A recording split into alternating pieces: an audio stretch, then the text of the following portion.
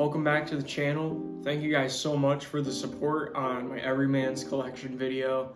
It's got like 5,000 views. It's really cool. I've been enjoying reading some of the comments on there, responding to people and so much and so forth. 2023, I read 15 books, which is not a whole lot, but mind you, I read 0 books in 2022 and like all the subsequent years before. And 2023, I read a lot of kind of heavy hitter books, really important works, really dense works, and very thick books. So I should also maybe preface this with there are only 2 authors listed in my top 5. It's because a lot of this year, I really just focused on these 2 authors. And I've also made this video and edited it completely and uploaded it. It's private on my channel right now, but I was just unhappy with it. So I'm remaking it, and I want to let you know that in discussing some of these books, I might dip into spoiler territory. So if you at all don't want things to be little spoiled for you when it comes to the works of Cormac McCarthy or Fyodor Dostoevsky, I mean, you could turn the video off. I can't force you to do anything. But don't tell me I didn't warn you. If you guys want to grab a cup of coffee or like a cup of peppermint tea with some local honey, you can do that, and I'll start talking to you about some books. So to kick off our list, at number 5, we have Blood Meridian, or The Evening Redness in the West by Cormac McCarthy. You're probably maybe familiar with this book. It exploded in the past year, I would say. I actually finished this book the morning of the day that Cormac died, which felt a little poetic, I'm not gonna lie.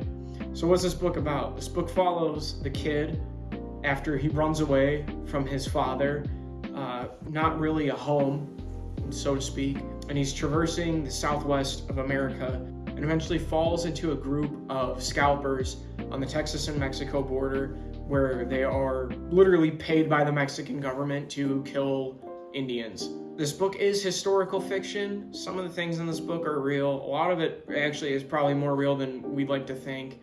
And this is probably the most accurate portrayal of a true cowboy Wild West that we might ever see. A lot of cowboys are kind of dumbed down and washed out due to things like Hollywood, where you have this archetype of the heroic cowboy who's almost a knight in shining armor.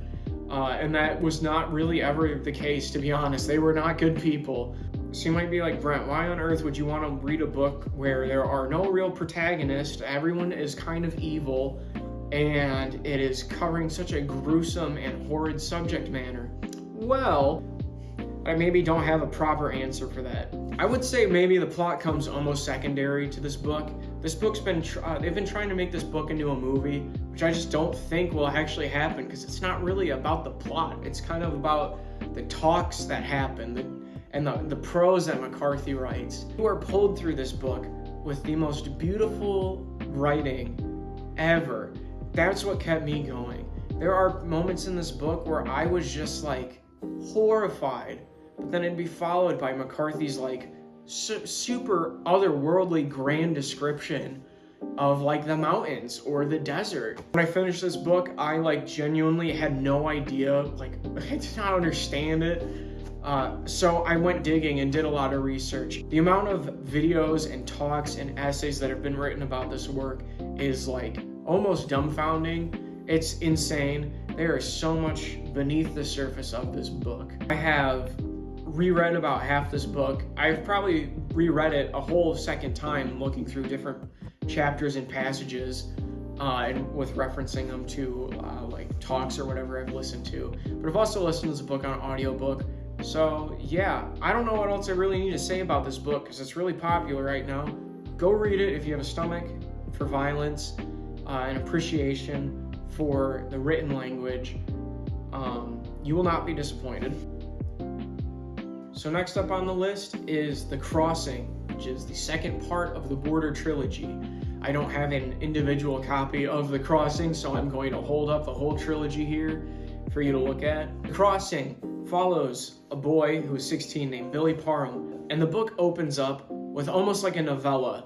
The first 125 pages of this story could be self-contained, and that could be published by itself, and I think it would be a very adequate novella. But Billy lives with his family. He has a mother and a father and a little brother named Boyd. And there's a wolf that's been stalking their prairie and attacking the cows. So the father sets out traps to eventually find and kill this wolf.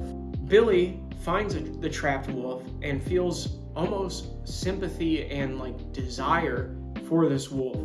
So he goes on an arduous journey to try and take this wolf back down to Mexico from where they're at. I believe it's still in Texas, kind of like the last book. I think it's either like Texas or New Mexico. After that, I don't want to spoil this part because it's like the climax.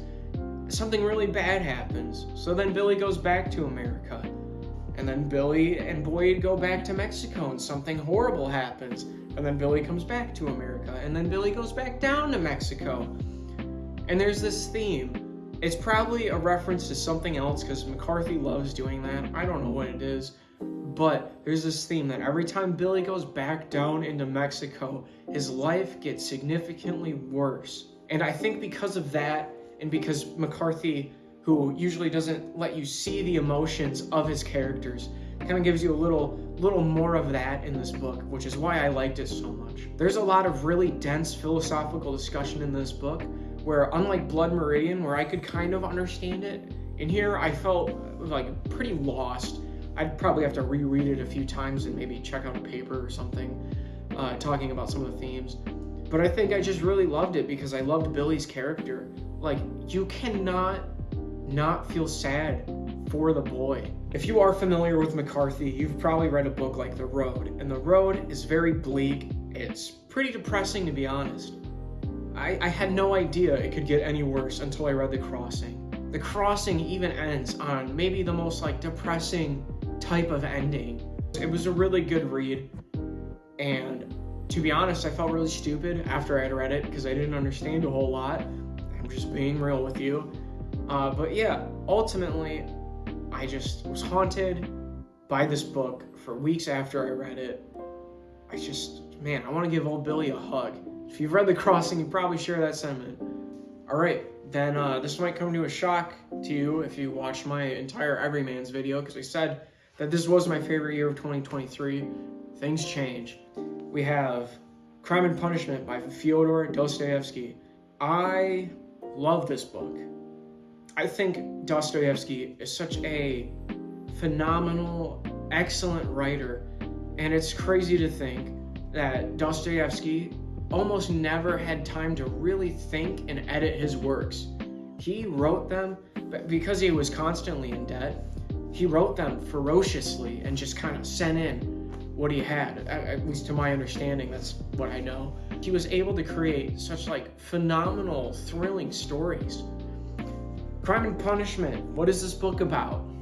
You could probably tell from the title. This book follows Raskolnikov, who has this idea in himself that he is destined to be great, like Napoleon in some sense, where Napoleon can do all these horrible things, yet in the eyes of so many, and in the eyes of his followers, he is upheld and honored, but he still does all these horrific things.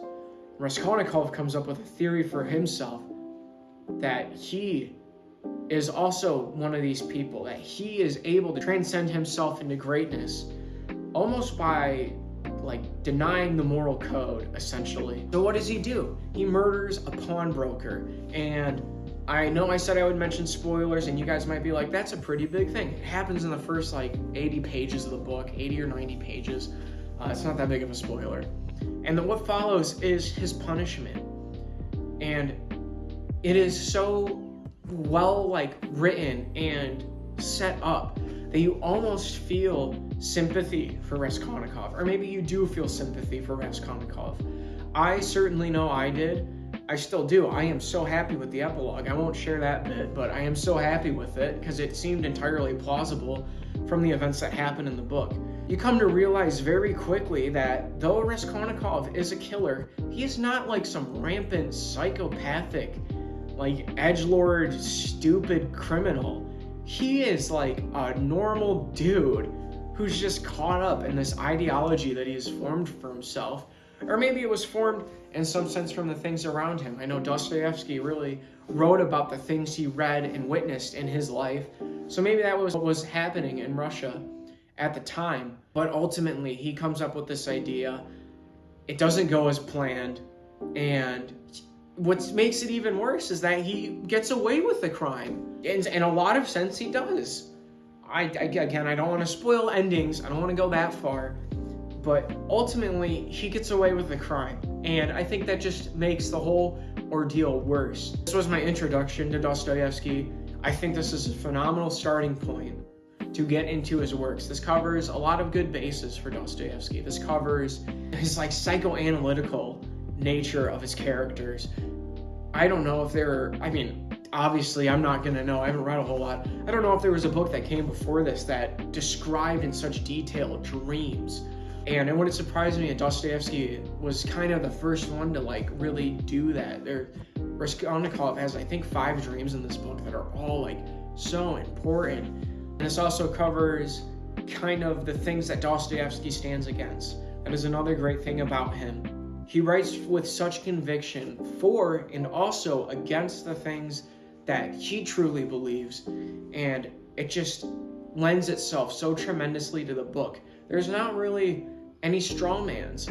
They are pretty solid examples of different worldviews, all being converged into one in this discussion. Obviously, once you read Dostoevsky for a little bit, you can start to pick up and figure out kind of what his true beliefs are. This book is phenomenal. I will preface this though, this is Dostoevsky's most fastest paced work. A lot of his other works are really slow, which is okay. Just know that if you start with this, not all of his books are just run and gun, so to speak. I would highly recommend you check this out. So I will admit, this pick may be a little bit of recency bias. I don't think it is, but this is the book that I did other than I finished reading The Revenant by Michael Punk this morning, or Punke this morning, but before that, this was the most recent book that I had finished, and it is Devils by Fyodor Dostoevsky. I mentioned in my Everyman's Library video, and you might be like, why aren't you holding the Everyman's copy? It's the Pever and Volhonsky translation. It was too clunky. I knew this was a story where I really had to pay attention, so I opted to get the Michael Katz translation, which was phenomenal. I loved it. Anyways, I know I mentioned I was intimidated to read this work because from what I had understood, the first 200 pages are essentially introductions, and there's a lot that's going on in secrecy behind the scenes that you are not aware of. And that was nerve-wracking. But then one day I just was like, you know what, I'm gonna pick it up. I am too interested in this work, and I am so happy I did. What is Devils about? Well, it's really convoluted. I would say at its core, Devils is a case study of dangerous political ideologies upheaving a town, essentially. There's a group of 5 in this book that are very prominent, and they have this very nihilistic understanding of the world, and they believe that they need to bring that to the masses, which is really cringe for one, that they would want to do stuff like that. But then two, it just ultimately just wreaks so much havoc on this town. Like I had mentioned before, first 200 pages of this book are essentially introductions. The first 2 parts of this book are incredibly slow, and it's not that they're boring, it's just kind of slow. There's nothing really gripping or fascinating that's happening. There's some little plot points here and there. There's little bits of information that you get along the way that kind of clear things up for you as you go. But I think the third part of this book is Dostoevsky at his absolute best when it comes to storytelling. Man, if you've read this book, you know that third part is insane. He takes it up not just a notch, he takes it up 13 notches. But it doesn't feel out of place. It's just things are finally starting to come together and happen, and you are just taken along for the ride, and it sucks because you're just being punched over and over with this revelation and this understanding of the story and seeing all this horrible stuff happen. I didn't mention it, but in Blood Meridian there is a horrible villain named Judge Holden who, I mean, he is just terrible. but I think Peter Stepanovich, while not necessarily directly under Judge Holden, I think he might be up there a little bit. That guy is scary. What's like truly terrifying is that Pyotr is kind of in cahoots with everybody. He's close with the mayor of this town. He's with this group of 5. He's with all these other people, and he feels like a puppet master for everything that's happening. I would go as far to say as he is a puppet master of everything that's happening. And then you have Strogovin, I believe is his name, Strogovin, who is maybe Dostoevsky's most truly complex character, I would say. I feel like at the end of reading this, I didn't feel like I knew the real one. He seems conflicted. He seems unsure of a lot of things. But there's some things he's pretty sure about. But for a lot of the book, he kind of contradicts certain things. He kind of goes in and out of this ideology and all the other things that are going on around him. The book just ends so fantastically. This is not an easy read. This one's tough. And probably kind of sad. I was a little sad. I'm still haunted by this book. This was one of those books where as soon as I finished it, I almost wanted to crack it right back open and start reading it again, because the ending just like drew everything together in such a phenomenal way. Gonna be a good book for future rereads. My number 1 read of the year was a book that took me 2.5 months to finish. It's the only book I've read, or the 15, lol. It's the only book I've read where actively as I was reading, I was jumping back throughout the book and just rereading chapters that I loved. It's The Brothers Karamazov. I announced that I was starting this at the end of my Everyman's video, and man, what a good idea to read this book. I think this book transcends literature into something divine. There feels like a weight of divinity that surrounds this book, and I just like it feels a little pretentious saying something like that, but man, I don't think I will ever read something outside of the Bible that could top this book. This is like a 1,000-page book, and there's just so much within these pages that just draws you in, and you can't pull yourself out of it. Oh man. Okay. Brothers Karamazov follows 3 brothers: Alyosha, Dmitri, Ivan, and this strained relationship they have with their father, Fyodor, who had more or less treated all 3 of these boys the same, where the boys never really knew their mothers, and their father kind of abandoned them. But they all come back together as they're grown up, and each of the brothers have such contrasting personalities and worldviews that all make sense from the point of the story. I think Dostoevsky made these characters in these ways to show that like this is like what happens when you like aren't really a parent in your child's life, and there's a lot of pain there. Like maybe these avenues are where they go to, maybe this thought process is where they go to, and it totally makes sense. There's this underlying plot of this book with Fyodor, who is their father, who eventually gets murdered real late into the book, but it is talked about for a lot of the book by some of the brothers, and everything in between. Like, I don't even care that the murder happens, because everything in between that is so much better than what is maybe actually happening in the plot. There are constant chapters in this book where Dostoevsky just lets loose and dives so deeply into the philosophical. This feels like this is Dostoevsky laying his heart bare, like everything before the reader. Like there's nothing to hold back.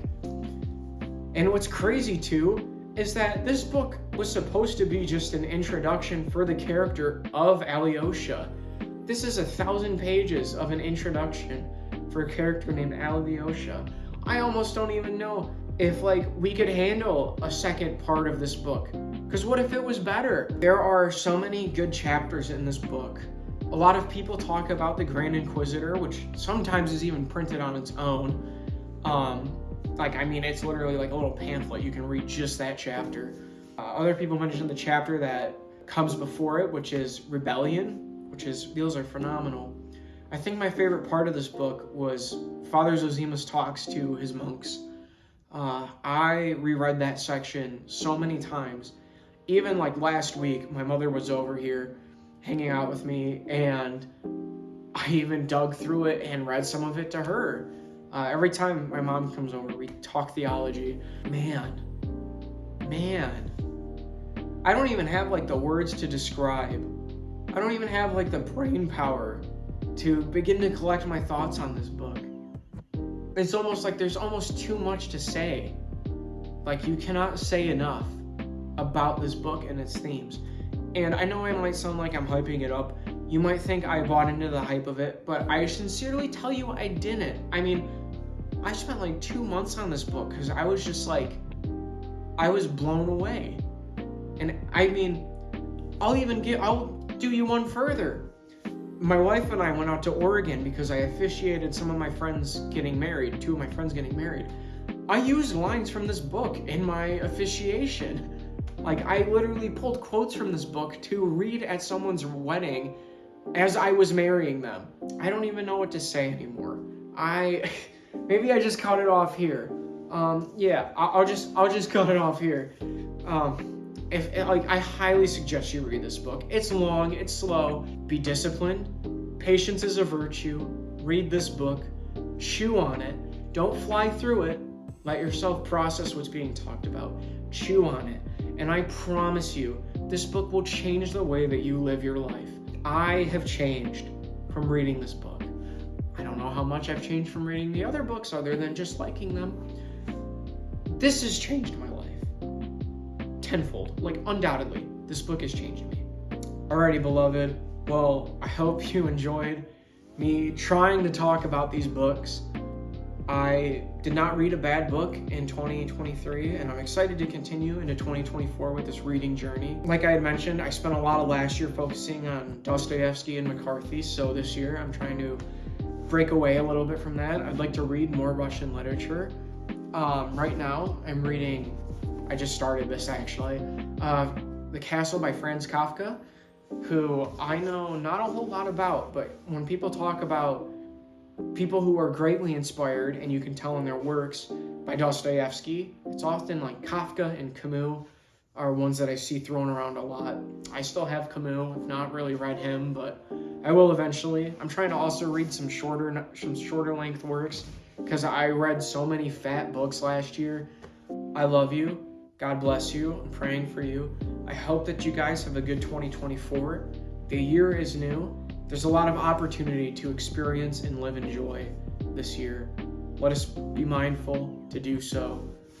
And yeah, I don't know when I'm gonna make another video, but hopefully it doesn't take 4 months. It's kind of fun doing this. I like just ranting at the camera and being here with you. So, alrighty, I love you.